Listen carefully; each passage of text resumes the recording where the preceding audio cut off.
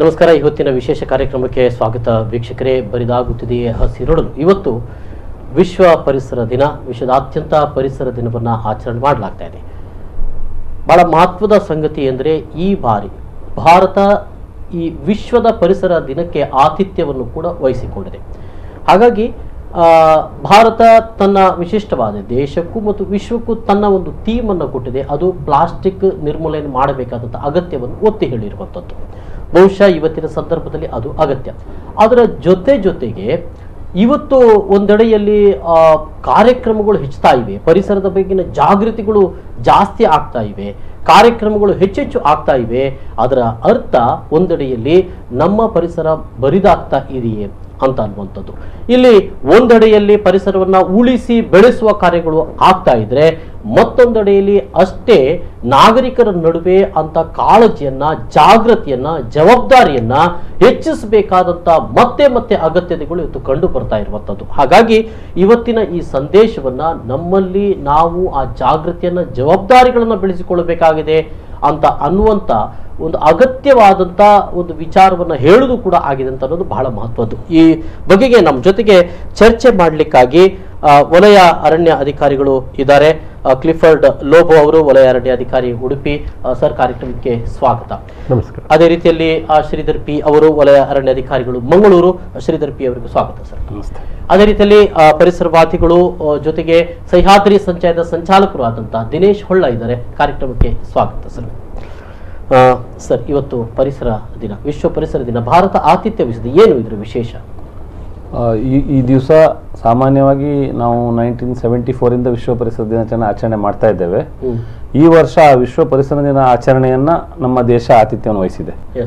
ಅಂದ್ರೆ ಉದ್ದೇಶ ಪ್ಲಾಸ್ಟಿಕ್ ಅನ್ನ ನಿಯಂತ್ರಿಸಬೇಕು, ನಿರ್ಮೂಲನೆ ಮಾಡ್ಬೇಕಂತೇಳಿ ಆ ಒಂದು ಥೀಮನ್ನು. ಅಂದ್ರೆ ಪ್ಲಾಸ್ಟಿಕ್ ಅನ್ನು ನಾವು ಬಳಕೆಯನ್ನು ಕಡಿಮೆ ಮಾಡಬೇಕು, ಮತ್ತೆ ಅದರ ಬಳಸುವ ವಿಧಾನ ಇದೆ.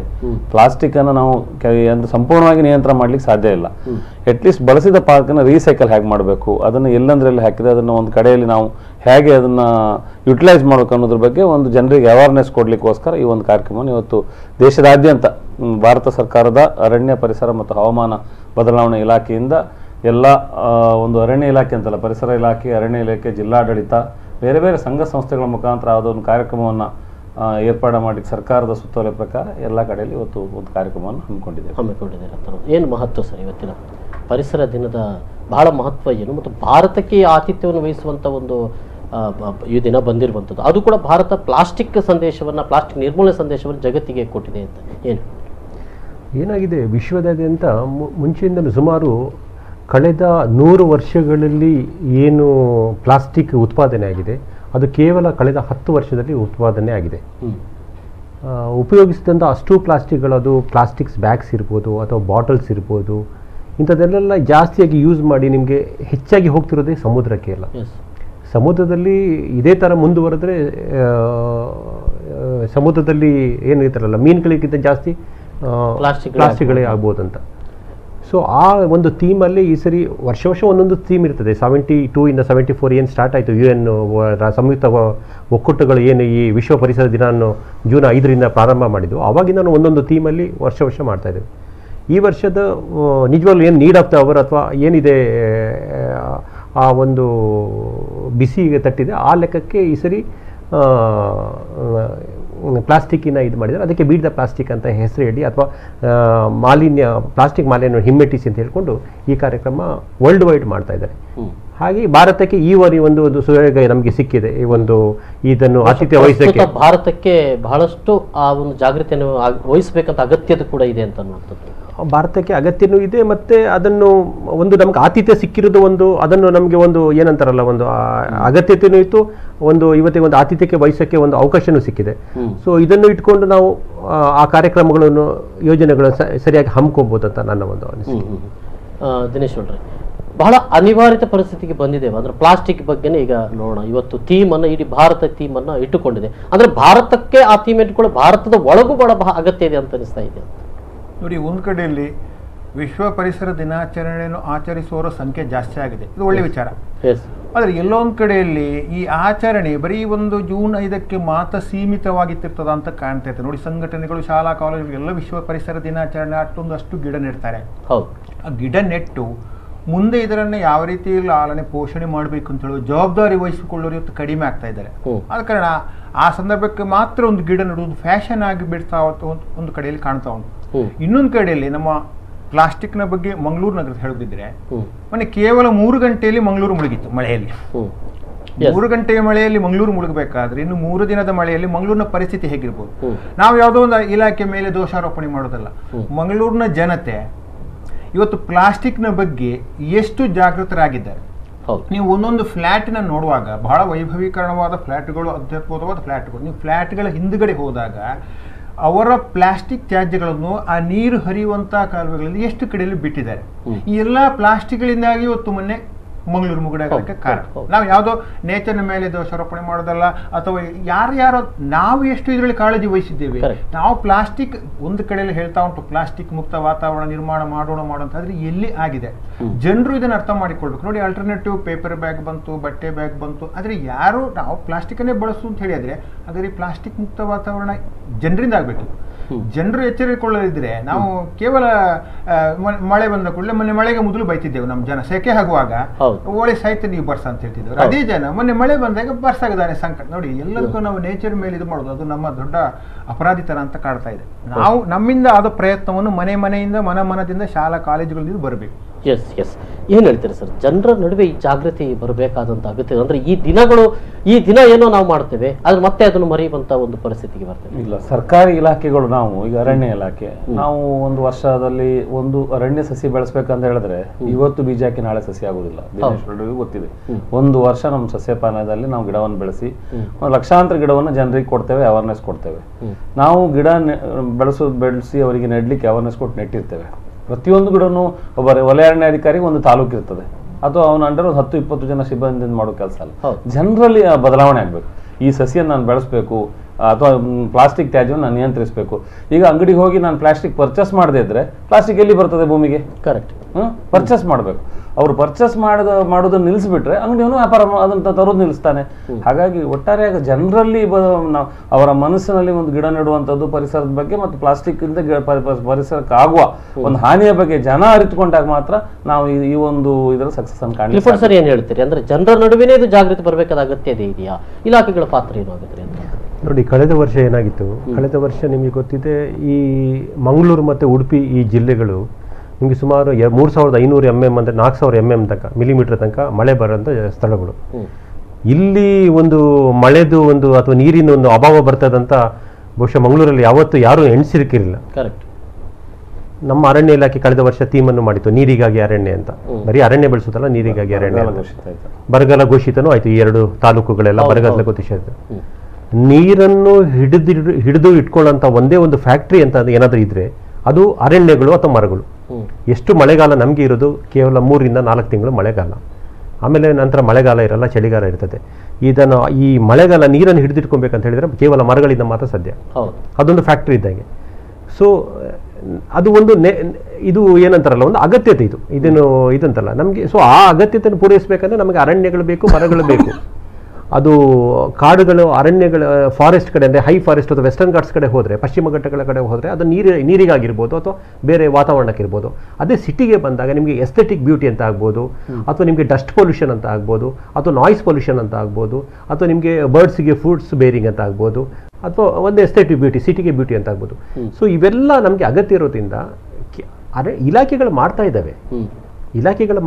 ಆದರೆ ಜನರ ಜವಾಬ್ದಾರಿ, ಜನರು ಸಹಿತ ಸ್ವಲ್ಪ ಕೋಪರೇಷನ್ ಎಲ್ಲ ಕೊಟ್ಟರೆ ಉಂಟಲ್ಲ, ಆ ವಿಚಾರದಲ್ಲಿ ಎಲ್ಲರೂ ಸೇರಿಸ್ಕೊಂಡ್ರೆ ಈ ಕೆಲಸಗಳು ಸುಲಭದಲ್ಲಿ ಆಗ್ತದಂತ ಒಂದು ನನ್ನ ಭಾವನೆ. ಇಲ್ಲಿ ದಿನೇಶ್ ಅವರೇ, ನಗರದ ಜನರ ಭಾವನೆಗಳಿಗೂ ಗ್ರಾಮೀಣ ಜನರ ಭಾವನೆಗಳು ಬಹಳಷ್ಟು ವ್ಯತ್ಯಾಸ ಇದೆ. ತಾವು ಗ್ರಾಮೀಣ ಭಾಗಕ್ಕೆ ಅಥವಾ ಕಾಡಿನ ನಡುವೆ ಕೂಡ ಸಂಚಾರ ಮಾಡಿದವರು, ಇದನ್ನು ಗಮನಿಸುವಾಗ ಏನು ಅನಿಸ್ತದೆ? ನೋಡಿ, ನಗರದ ಜನರಿಗೆ ಏನಾಗಿದೆ ಅಂದರೆ ಎಲ್ಲವೂ ಈಸಿ ಮೆಥಡ್. ಹೋಗುವಾಗ ಖಾಲಿ ಕೈಯಲ್ಲಿ ಹೋಗಬೇಕು, ಬರುವಾಗ ಒಂದಷ್ಟು ಪ್ಲಾಸ್ಟಿಕ್ ತೊಗೊಂಡು ಬರಬೇಕು. ನಾನು ಸಿಂಪಲ್ ಆಗಿ ಹೇಳಿದ್ರೆ, ಒಂದು ಮನೆಗೆ ಊಟ ಪಾರ್ಸೆಲ್ ತಂದರೆ 15 ರಿಂದ 18 ಪ್ಲಾಸ್ಟಿಕ್ ಮನೆಗೆ ಬರ್ತದೆ. ಎಲ್ಲ ಸಾಂಬಾರು, ಚಟ್ನಿ ತಗೊಂಡು ಎಲ್ಲ ಅವ್ರ ಕೆಲಸ ಆದ್ರಂತ, ಊಟ ಆದ್ರಂತ. ನೋಡಿ, ನಾವು ಎಷ್ಟು ಸ್ವಾರ್ಥ ಮನೋಭಾವ ಜನರು ಅಂತ ಹೇಳಿದ್ರೆ, ಅವನ ಕೆಲಸ ಆಯಿತು, ಆ ಪ್ಲಾಸ್ಟಿಕ್ ಅವನ ಕಣ್ಣಿಗೆ ಬೀಳಬಾರ್ದು, ಎಲ್ಲೋ ಮನೆ ಹಿಂದೆ ಬಿಸಾಡಿದ. ನೋಡಿ, ಎಲ್ಲ ಪ್ಲಾಸ್ಟಿಕ್ಗಳು ಹೋಯ್ತಲ್ಲಿ. ನಾವು ಈ ಮಳೆ ನೀರು ಹರಿಯುವಂಥ ಪ್ರದೇಶಗಳಲ್ಲಿ, ಈಗ ಇನ್ನೊಂದು ಹೇಳಿದ್ರೆ, ನಾನು ಈಗ ಮೊನ್ನೆ ಸ್ವಲ್ಪ ವಾದ ಆಯ್ತು ಇದ್ರ ಬಗ್ಗೆ. ಮಹಾನಗರ ಪಾಲಿಕೆಯವರು ಇದ್ದಲ್ಲಿ ಎಲ್ಲ ಕಟ್ಟಡಗಳಿಗೆ ಅನುಮತಿ ಕೊಡ್ತಾರೆ. ಈ ಕಟ್ಟಡ ಕಾಮಗಾರಿ ಆಗೋ ಒಂದು ಸ್ಥಳ ನೋಡಿ ನೀವು, ಬಹುತೇಕ ಈಗ ಮೊನ್ನೆ ಅದು ಒಂದು ಪಂಪೆಲ್ ಇರ್ಬೋದು, ಕೊಟ್ಟಾರ ಇರ್ಬೋದು, ಎಲ್ಲ ಕಡೆಯಲ್ಲಿ ಕಟ್ಟಡ ಕಾಮಗಾರಿ ಆಗುವಂತ ಅವರ ವೇಸ್ಟೇಜ್ ಐಟಮ್ಸ್ ಇದೆ ಅಲ್ಲ, ತ್ಯಾಜ್ಯ ಎಲ್ಲ ನೀರು ಹರಿಯುವಂತ ಪ್ಲೇಸ್ಗಳು, ಯಾಕಂದ್ರೆ ಅವರ ಕಣ್ಣಿಂದ ದೂರ ಹೋಗ್ಬೇಕದು. ನೋಡಿ, ಆಟೋಮೆಟಿಕ್ ನೀರಿನ ಪಾತ್ರಗಳನ್ನು ನಾವೇ ಇಲ್ಲಿ ಬ್ಲಾಕ್ ಮಾಡಿಕೊಂಡು ಮಂಗಳೂರು ಮುಳುಗಿತ್ತು ನೋಡಿ. ನಾವು ದೂರದ ಬೆಂಗಳೂರು ನೋಡ್ತಾ ಇದ್ದೇವೆ, ಬಾಂಬೆ ನೋಡ್ತಾ ಇದ್ದೇವೆ ನೋಡಿ. ಮಂಗಳೂರು ಈ ಸರ್ತಿ ನಮಗೊಂದು ಎಚ್ಚರಿಕೆ ಕೊಟ್ಟಿತ್ತು. ಯಾಕಂದ್ರೆ ಇದನ್ನು ನಾವು ಮನೆಯಿಂದ ಎಚ್ಚರಿಕೆಯಾಗಿ ವಹಿಸುವ, ಇನ್ನೊಂದು ಜಲಪ್ರಳಯ ಆಗದಂತೆ ಮಂಗಳೂರನ್ನು ಕಾಪಾಡಿಕೋಬೇಕು ನಾವು ಜನಗಳು. ನಾವು ಇನ್ನೂ ಕೂಡ ಪ್ಲಾಸ್ಟಿಕ್ ಇಂದ ಹೊರಗೆ ಬರಲಿ. ನೋಡಿ, ಕಾರ್ಪೊರೇಟ್ ಇನ್ಫೋಸಿಸ್ ಅಂತ ಕಾರ್ಪೊರೇಟ್ ಸಂಸ್ಥೆಗಳು ಇವತ್ತು alternative paper bag, plastic bag ಮಾಡ್ತಾರೆ ಅಂತ ಹೇಳಿದ್ರೆ ನಮ್ಮ ಜಿಲ್ಲಾಡಳಿತಕ್ಕೆ ಕಾರ್ಪೊರೇಟ್ ಯಾಕೆ ಮಾಡ್ಲಿಕ್ಕೆ ಸಾಧ್ಯ ಇಲ್ಲ? ನೋಡಿ, ಅವರೇ ಒಂದು ಅವೇರ್ನೆಸ್ ಪ್ರೋಗ್ರಾಮ್ ಮಾಡಬೇಕು. ಪ್ಲಾಸ್ಟಿಕ್ ಹೀಗೆ ಆಗ್ತದೆ. ಬಹುಶಃ ಇವತ್ತಿನ ಪರಿಸರ ದಿನ ಆಚರಣೆ ಮಾಡುವ ಸಂದರ್ಭದಲ್ಲಿ ಮಂಗಳೂರಿನ ಜನತೆ ಬಹಳ ಮುಖ್ಯವಾಗಿ ತ್ಯಾಜ್ಯ ನಿರ್ವಹಣೆಯ ಬಗ್ಗೆ ಒಂದು ಪಾಠವನ್ನು ಕಲಿತುಕೊಳ್ಳಬೇಕಾಗಿದೆ. ಮೊನ್ನೆಯ ಜಲಪ್ರಳಯ ಅದಕ್ಕೆ ಸ್ಪಷ್ಟ ಉದಾಹರಣೆಯಾಗಿ ನಿಂತಿದೆ.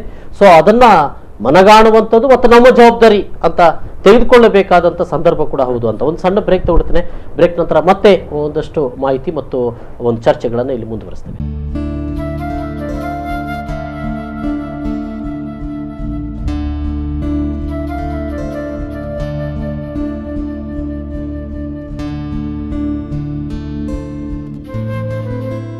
ಮತ್ತೊಮ್ಮೆ ಸ್ವಾಗತ ವೀಕ್ಷಕರೇ. ಈಗಾಗಲೇ ನಾವು ಚರ್ಚೆ ಮಾಡ್ತಾ ಇದ್ವು, ಇವತ್ತು ವಿಶ್ವ ಪರಿಸರ ದಿನ. ಈ ಸಂದರ್ಭದಲ್ಲಿ ಭಾರತ ಒಂದು ಬಹಳ ಮಹತ್ವದ ಒಂದು ಸಂದೇಶವನ್ನು ಕೊಟ್ಟಿದೆ ವಿಶ್ವಕ್ಕೆ, ತ್ಯಾಜ್ಯ ನಿರ್ಮೂಲನ ಮಾಡೋಣ ಅಂತ ಅನ್ನುವಂಥ ರೀತಿಯಲ್ಲಿ.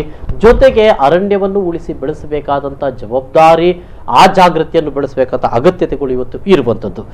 ಸರ್ ಶ್ರೀಧರ್ ಅವರೇ, ಅಂದರೆ ಇವತ್ತು ಪರಿಸರ ದಿನ ಇದೆ, ಈ ಪ್ಲಾಸ್ಟಿಕ್ ನಿರ್ಮೂಲನೆ ಆಗಬೇಕು ಅಂತ ಪ್ರತಿಯೊಬ್ಬನಲ್ಲದು ಬರಬೇಕಾದದ್ದು. ಕೆಲವೊಂದು ಅನಿವಾರ್ಯ ಪರಿಸ್ಥಿತಿಗಳಿಂದ ಆತ ಬಳಕೆ ಮಾಡುವಂಥ ಪರಿಸ್ಥಿತಿ ಇದೆ. ಹೇಗೆ ಮರೆಯಲಿಕ್ಕೆ, ಅದನ್ನು ಇಗ್ನೋರ್ ಮಾಡಲಿಕ್ಕೆ ಸಾಧ್ಯತೆ ಇದೆ? ತನ್ನ ಅಗತ್ಯಗಳೇ ಜೊತೆಗೆ ಅದು ಸೇರಿಕೊಂಡಿದೆ ಅಂತ ಅನ್ನುವಂಥದ್ದು. ಸೊ ಏನು ಮಾಡಬೇಕಾಗಿದೆ? ಈಗ ಸಿಂಪಲ್ ಥಿಂಗ್ಸ್ ಅಂದರೆ ಈ ಒಂದು ಸಿಟಿಯಲ್ಲಿ ಈಗ ಆಗಲೇ ದಿನೇಶ್ ಒಳಸ್ ಅವ್ರು ಹೇಳಿದರು, ಒಂದು ಅಂಗಡಿಯಿಂದ ಒಂದು ಊಟ ತಂದರೆ 15 ಪ್ಲಾಸ್ಟಿಕ್ ಮನೆಗೆ ಬರ್ತದಂತೆ. ಒಂದು ಟಿಫನ್ ಕ್ಯಾರಿಯರ್ ತೊಗೊಂಡು ಹೋದ್ರೆ ಅಂಗಡಿಗೆ ಬಿಸಿನೂ ಇರ್ತದೆ, ಇಲ್ಲ ಹಾಟ್ ಬಾಕ್ಸ್ ಇಟ್ಕೊಂಡು ಹೋದರೆ ಬಿಸಿಯಾಗಿ ಊಟನೂ ತರ್ಬೋದು, ಮತ್ತು ಪ್ಲಾಸ್ಟಿಕ್ಕಿಂದ ಊಟದಲ್ಲಿ ಸೇರುವ ಕೆಮಿಕಲಿಂದ ಪಾರಾಗ್ಬೋದು, ಮತ್ತು ಪ್ಲಾಸ್ಟಿಕ್ ತ್ಯಾಜ್ಯವನ್ನು ನಿಯಂತ್ರಿಸ್ಬೋದು. ನಾವು ಮಾಲ್ಗಳಿಗೆ ಹೋಗ್ತೇವೆ ಅಂಗಡಿಯಿಂದ ಸಾಮಾನು ತೊಗೊಳ್ಳಿಕ್ಕೆ. ಹೋಗುವಾಗ ಒಂದು 4-6 ಚೀಲಗಳು, ಈಗ ಅವ್ರು ಮಾಲ್ನವ್ರು ಒಮ್ಮೆ ಕೊಡ್ತಾ ಇದ್ದಾರೆ ಏನು ಬಟ್ಟೆ ಚೀಲ, ಅದೇ ಚೀಲಗಳನ್ನು ತೊಗೊಂಡು ಹೋದರೆ ಪ್ರತಿ ಸಾರಿಯೂ ಅಲ್ಲಿಂದ ಇನ್ನೂ ಏನಾಗ್ತದೆ, ಈ ಮಾಲ್ಗಳಲ್ಲಿ ಎಲ್ಲ ಫುಡ್ಗಳಿರೋದು ಪ್ಯಾಕೆಟಲ್ಲಿ. ಈ ಮಾಲ್ಗಳಲ್ಲಿ ನೀವು ಹೋದ್ರೆ ಎಲ್ಲಾ ಫುಡ್ಗಳು ಪ್ಲಾಸ್ಟಿಕ್ ಪ್ಯಾಕೆಟಲ್ಲೇ ಇರುವಂಥದ್ದು, ಹೆಚ್ಚಿನ ಫುಡ್ಗಳೆಲ್ಲ. ಅದನ್ನ ನಂತರ ಈಗ ಅದು ಅನಿವಾರ್ಯ, ಯಾಕಂದ್ರೆ ಅಲ್ಲಿ ನಿಮ್ಗೆ ಪೇಪರ್ ಕಟ್ತಂದ್ರೆ ಮನೆ ಬರುವಾಗ ಅದು ಒಡೆದೋದಿತ್ತು, ಒಂದಕ್ಕೊಂದು ಸೇರಿತ್ತು. ಅಂಥ ಸಂದರ್ಭಗಳಲ್ಲಿ ಅಟ್ಲೀಸ್ಟ್ ಅಂಥ ಪ್ಲಾಸ್ಟಿಕ್ಗಳನ್ನು ಮನೆಯಲ್ಲಿ ಒಂದು 2 ಚೀಲ ಎಲ್ಲೋ ಒಂದು ಕಡೆ, ಏನು ನಮ್ಮ ಇದು ಪಕ್ಕದ ತೋಡುಗಳಿಗೋ ಚರಂಡಿಗೋ ಅಥವಾ ಮನೆ ಹಿಂದುಗಡೆ ಖಾಲಿ ಜಾಗಕ್ಕೂ ಬಿಸಾಡೋದಕ್ಕಿಂತ ಮನೆಯಲ್ಲೇ ಶೇಖರಣೆ ಮಾಡಲಿ. ರೀಸೈಕಲಿಂಗ್ ಹೋಗುವಂಥದ್ದು ರೀಸೈಕ್ಲಿಂಗ್ ಹೋಗಲಿ, ಇಲ್ಲ ಒಂದು ಬದಿಯಲ್ಲಿ ಒಂದು 2 ಮೂಟೆ 3 ಮೂಟೆ ಉಳಿಲಿ, ಅದನ್ನು ಜನ ಮಾಡ್ತಾರೆ. ಅಂದ್ರೆ ಸಂಬಂಧಪಟ್ಟ ಇಲಾಖೆ ಇದಕ್ಕೆ ಏನಾದರೂ ಡಿಸ್ಟ್ರಿಕ್ಟ್ ಅಡ್ಮಿನಿಸ್ಟ್ರೇಷನ್ಗೆ ಅಥವಾ ಒಂದು ಹೀಗೆ ಮಾಡಬಹುದು ಅಂತ ಅವೇರ್ನೆಸ್ ಪ್ರೋಗ್ರಾಮ್ಗಳು ಕೊಡ್ಲಿಕ್ಕೋಸ್ಕರ ಈ ಸಲ ಏನು ವಿಶ್ವ ಪರಿಸರ ದಿನಾಚರಣೆಗೆ ಆ ಥೀಮ್ ಕೊಟ್ಟಿರೋದೇ ಅದೇ ಉದ್ದೇಶ. ಜನರಿಗೆ ಇದರಿಂದ ಆಗುವ ಮಾರಕಗಳ ಬಗ್ಗೆ ಅವೇರ್ನೆಸ್ ಕೊಡಬೇಕು. ಹಾಗೂ ಮತ್ತು ಈ ಬಗ್ಗೆ ಈಗಾಗಲೇ ಅರಣ್ಯ ಪರಿಸರ ಮತ್ತು ಹವಾಮಾನ ಬದಲಾವಣೆ ಸಚಿವಾಲಯ ಏನಾದರೂ ಒಂದು ಆಲ್ಟರ್ನೇಟಿವ್ ಪ್ಲಾನ್ ಅನ್ನ ಎಲ್ಲ ಜಿಲ್ಲಾಡಳಿತ ಜೊತೆ ಚರ್ಚಿಸಿ ಮಾಡುವಂತ ಅವಕಾಶಗಳು ಇರಬಹುದು. ಈಗ ಅಂದ್ರೆ ಫಸ್ಟ್ ಆಫ್ ಆಲ್ ಜನರಿಗೆ ಅವೇರ್ನೆಸ್ ಕೊಡ್ಬೇಕಂತ ಈ ವರ್ಷ ಈ ಥೀಮ್ ತಗೊಂಡು ಇನ್ನೂ 2 ತಿಂಗಳ ಕಾಲ ನಮ್ದು ವನಮಹೋತ್ಸವ ಅರಣ್ಯ ಇಲಾಖೆಯಿಂದ ಸಸಿ ನೆಡುವ ಕಾರ್ಯಕ್ರಮ ನಡೀತದೆ. ಆ ಸಂದರ್ಭಗಳಿಗೂ ನಾವು ಈ ಒಂದು ವಿಷಯವನ್ನು ತಿಳಿಸ್ತಾ ಇರ್ತೇವೆ. ಪರಿಸರ ಇಲಾಖೆಯು ಸ್ಟಾರ್ಟ್ ಮಾಡಿದೆ, ಅವರು ಸಹ ಇನ್ನೂ ಒಂದು 2 ತಿಂಗಳು ಈ ಬಗ್ಗೆ ಜನರಿಗೆ ಥೀಮ್ ಕೊಡ್ತಾರೆ. ಮತ್ತೆ ಆ ಬಗ್ಗೆ ಕೆಲವು ನಿಯಂತ್ರಣಗಳು ಬರ್ತದೆ, ಮತ್ತು ಅದಕ್ಕೆ ಆಲ್ಟರ್ನೇಟಿವ್ ಏನು ಮಾಡಬೇಕು ಅನ್ನೋದ್ರ ಬಗ್ಗೆ ಸರ್ಕಾರ ಯೋಚನೆ ಮಾಡ್ಬೋದು. ಸರ್, ಕಾಪೂರಲ್ಲಿ ನೋಡಿದೆ ಸಂಪೂರ್ಣವಾಗಿ ಪ್ಲಾಸ್ಟಿಕ್ ನಿರ್ಮೂಲನೆ ಮಾಡಲಾಗಿದೆ ಅಂತ ಅನ್ನುವಂಥದ್ದು. ಉಡುಪಿಯಲ್ಲಿ ಅಂತ ಸಂಪೂರ್ಣವಾಗಿ ಇಡೀ ಜಿಲ್ಲೆಯನ್ನು ಪ್ಲಾಸ್ಟಿಕ್ ಮುಕ್ತಗೊಳಿಸುವಂಥದ್ದು ಏನಾದರೂ ಸಾಧ್ಯತೆಗಳು ಮತ್ತು ಚರ್ಚೆಗಳೇನಾದರೂ ಇದೆಯಾ ಅಂತ? ಅಲ್ಲ, ಇದ್ದಿದ್ರಲ್ಲಿ ಉಡುಪಿ ಜಿಲ್ಲೆಯಲ್ಲಿ ಈ ತ್ಯಾಜ್ಯ ವಿಷಯ ಮತ್ತು ಈ ಪ್ಲಾಸ್ಟಿಕ್ ನಿರ್ಮೂಲನೆ ಬಗ್ಗೆ ಭಾಳಷ್ಟು ಕಾರ್ಯಕ್ರಮಗಳು ಹಮ್ಮಿಕೊಂಡಿದ್ದಾರೆ ನಮ್ಮ ಜಿಲ್ಲೆಯಲ್ಲಿ. ಬಟ್ ಆದರೆ ಅದೇ ಹೇಳಿದಂಗೆ ನಮಗೆ ಏನಾಗಿದೆ, ಜನಗಳಿಗೆ ಮನಸ್ಸಿದೆ, ಇಲ್ಲ ಅಂತೆಲ್ಲ ಹೇಳಲ್ಲ, ಅವೇರ್ನೆಸ್ ಅಂತ. ಹಿಂದೆ ನಾವು ಸಣ್ಣವರಿದ್ದಾಗ ನಮಗೆ ನೆನಪಿದೆ, ಎಲ್ಲರಿಗೂ ನೆನಪಿದೆ, ತಾಯಿ ಒಂದು ಚೀಟಿ ಬರ್ಕೊಡ್ತಾ ಇದ್ರು, ಒಂದು ಬ್ಯಾಗ್ ತಗೊಂಡು ಹೋಗಿ ಸಾಮಾನೆಲ್ಲ ತರೋದೆಲ್ಲ ಇತ್ತು. ಹೊಳ್ಳವರಿದ್ದಾಗ ಹೇಳಿದಾಗ ಈಗ ಆಗಲ್ಲ, ಈಗ ಸೀದಾ ಹೋಗೋದು ಮತ್ತೆ ಅಲ್ಲಿಂದ ಬರ್ತಾ ಸಾಮಾನುಗಳು ತರೋದಾಗಿದೆ. ಅದೇ ಥರ ಅದಕ್ಕೆ ಆಲ್ಟರ್ನೇಟಿವ್ ಬೇಕಾಗಿದೆ. ಈ ನಮ್ಮ ಮಟ್ಟದಲ್ಲಿ ಅಲ್ಲದಿದ್ರು ಜಿಲ್ಲಾಡಳಿತ ಅಥವಾ ಮೇಲ್ಮಟ್ಟದಲ್ಲಿ ಇದಕ್ಕೆಲ್ಲ ಆಲ್ಟರ್ನೇಟ್ ಬೇಕಾಗ್ತದೆ. ಈಗ ಪ್ಲಾಸ್ಟಿಕ್ ಬಾಟಲ್ಸ್ಗಳು, ಒಂದು ಮದುವೆ ಅಂದರೆ ಹೇಳಿದರೆ 2000 ಪ್ಲಾಸ್ಟಿಕ್ ಯೂಸ್ ಮಾಡ್ತಾರೆ, ಬಾಟಲ್ಗಳು ಯೂಸ್ ಮಾಡ್ತಾರೆ, ಅಥವಾ ಭಾಳಷ್ಟು ವಿಚಾರಕ್ಕೆ ಪ್ಲಾಸ್ಟಿಕ್ಗಳು ಬೇಕಾಗಿದೆ. ಆಲ್ಟರ್ನೇಟ್ ಅವ್ರಿಗೆ ನಾವು ಈಗೇನಾದರೂ ವ್ಯವಸ್ಥೆಗಳು ಬೇರೆ ರೂಪದಲ್ಲಿ ಕೊಡಲೇಬೇಕಾಗ್ತದೆ. ನಿಜ ಹೇಳಬೇಕಂದ್ರೆ ಜಿಲ್ಲೆಯಲ್ಲಿ, ಉಡುಪಿ ಜಿಲ್ಲೆ ಈಗಾಗಲೇ ನಮ್ಮ ಇದರಲ್ಲಿ ಕ್ಲೀನ್ಲಿನೆಸ್ಸಲ್ಲಿ ಮೊನ್ನೆ ನಮ್ಮ ಉಡುಪಿ ಜಿಲ್ಲೆಗೆ ಅವಾರ್ಡು ಸಿಕ್ಕಿದೆ. ಸೊ ಭಾಳಷ್ಟು ಪ್ರಯತ್ನ ನಮ್ಮ ಜಿಲ್ಲೆ ಮಟ್ಟಿಗೆ ಹೇಳಿದರೆ ಚೆನ್ನಾಗಿ ಕೆಲಸಗಳಾಗಿದೆ ಅಂತ ಹೇಳ್ಬೋದು. ಅಂದರೆ ಎಲ್ಲಿಂದ ಆಗಬೇಕು?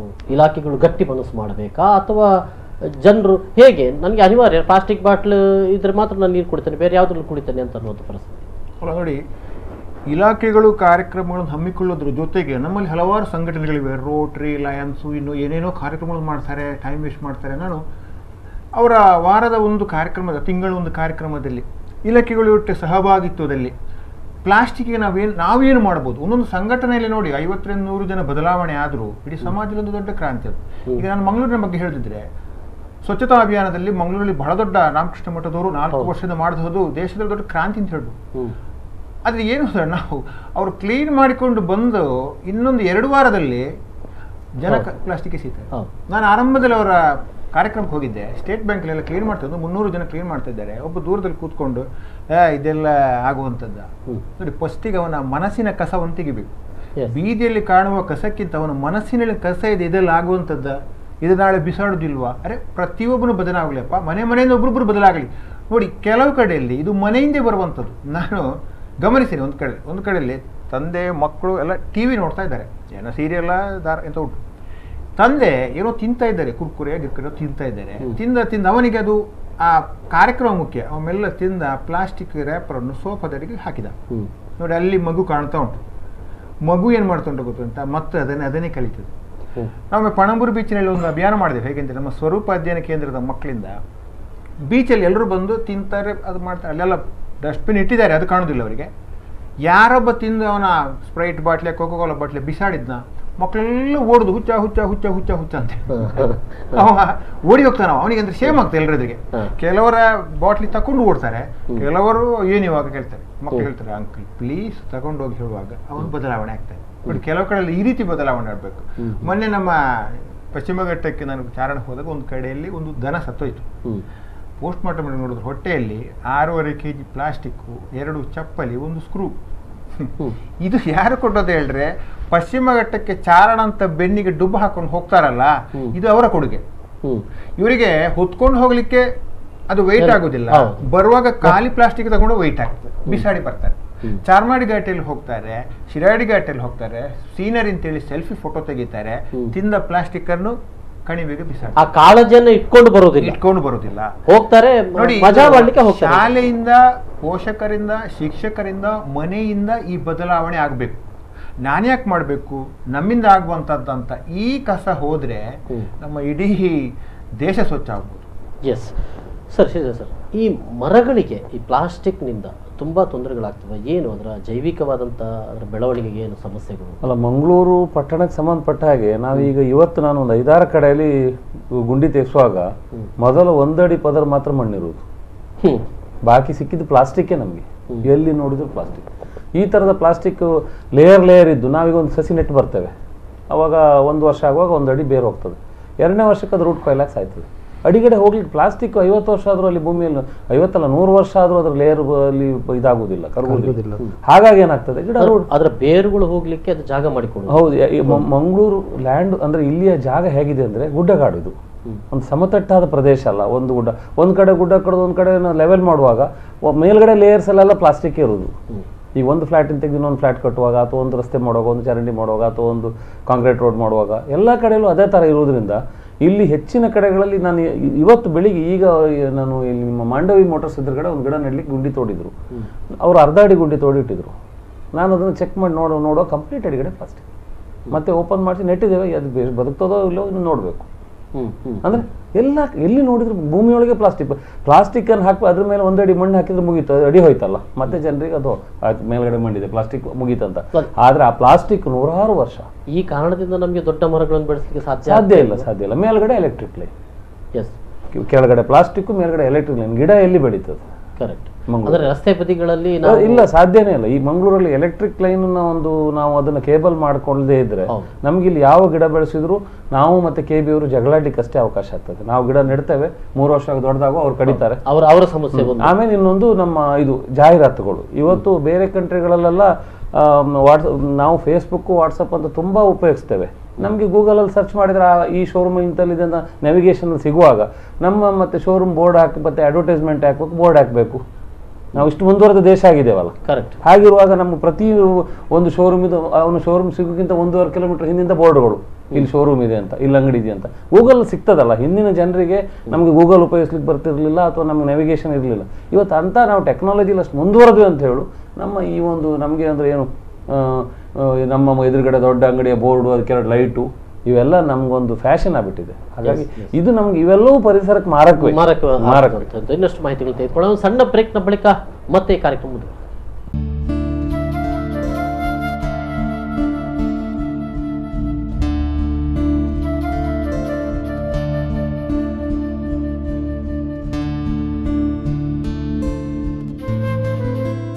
ಮತ್ತೊಮ್ಮೆ ಸ್ವಾಗತ ವೀಕ್ಷಕರೇ. ಈಗಾಗಲೇ ಚರ್ಚೆ ಮಾಡ್ತಿದ್ದೆವು ಸರ್. ಈಗ ಸರ್ ಒಂದು ಮಾತನ್ನ ಹೇಳಿದ್ರು, ಅಂದರೆ ನಗರ ಬೆಳೀತಾ ಹೋದ ಹಾಗೇನೆ ಹಿಂದೆ ಬಹಳ ಮರಗಳಿದ್ವು, ಯಾಕಂದರೆ ಅಂಥ ಬೆಳವಣಿಗೆಗಳಿರಲಿಲ್ಲ, ಅಭಿವೃದ್ಧಿಗಳು ಇರಲಿಲ್ಲ.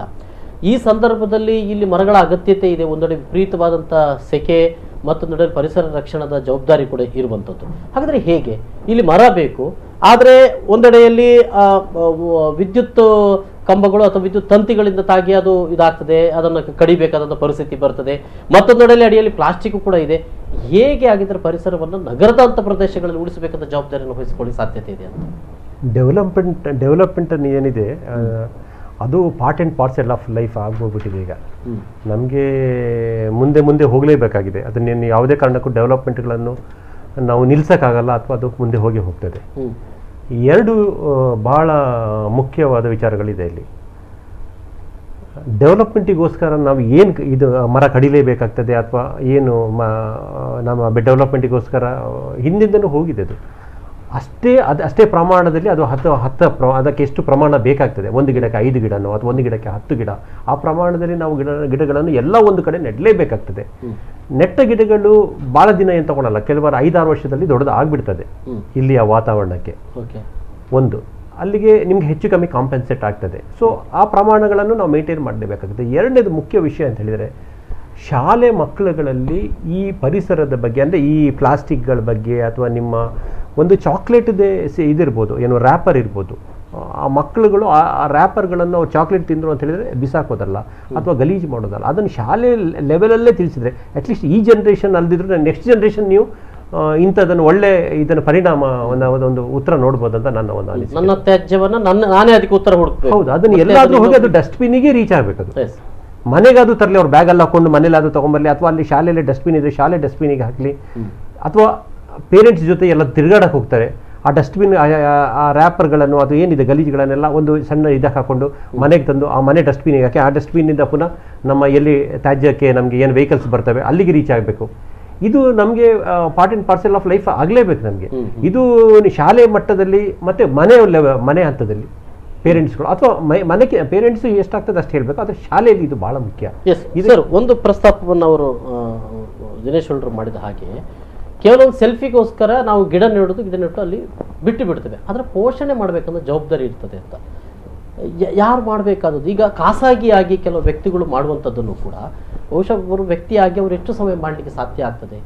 ಗಿಡವನ್ನು ನೆಡುವ ಸಂದರ್ಭದಲ್ಲಿ ಅದೊಂದು ಇರಬೇಕಲ್ವೇ, ಈ ಇಂಥ ಗಿಡ ಇದರ ಪೋಷಣೆಗಳು ಈ ರೀತಿಯಾಗಿ ಮಾಡಬೇಕಾಗಿದೆ ಅನ್ನುವಂಥದ್ದು ಹೇಗೆ ಅದು? ಅಲ್ಲ, ಈಗ ನಾವೆಲ್ಲರಿಗೂ ಸಾರ್ವಜನಿಕರಿಗೆ ಹೇಳ್ತೇವೆ. ಅಂದರೆ ಈಗಾಗಲೇ ಹೊಳ್ಳವ್ರು ಹೇಳಿದರು ಅಂತ ಹೇಳಿ, ಇಷ್ಟೊಂದು ಸಂಘ ಸಂಸ್ಥೆಗಳಿದ್ದಾವೆ, ಯುವಕ ಸಂಘ, ಯುವತಿ ಸಂಘ, ರೋಟ್ರಿ, JCs, ಲಯನ್ಸ್, ಇವರೆಲ್ಲರೂ ಈ ಜವಾಬ್ದಾರಿ ತಗೊಂಡು ಒಂದು 10 ಗಿಡವನ್ನು ಇವತ್ತು ಅವರಿಗೆ ಪ್ರೋಗ್ರಾಮ್ಸ್ಗೋಸ್ಕರ ಮಾಡಬಾರ್ದು. ಯಾವುದೇ ಸಂಘಟನೆ ಇರ್ಬೋದು. ಈಗ ನಾವು ಸರ್ಕಾರಿ ಅಧಿಕಾರಿಗಳು ಈಗ ಅವರು ಕರೆದಾಗ ಪ್ರೋಗ್ರಾಮ್ಗೆ ಹೋಗೋದು, ಅವ್ರಿಗೆ ಅವೇರ್ನೆಸ್ ಕೊಡೋದು, ಗಿಡ ಕೊಡೋದು ನಮ್ಮದು ಕರ್ತವ್ಯ, ನಾವು ಮಾಡ್ತೇವೆ. ಹಾಗಂತ ಎಲ್ಲ ಸಂಸ್ಥೆಗಳು ಸಾವಿರಾರು ಲಕ್ಷಾಂತರ ಗಿಡ ನೆಟ್ಟದಕ್ಕೆ ನಾವೇ ಹೋಗಿ ನೋಡ್ತೇವೆ.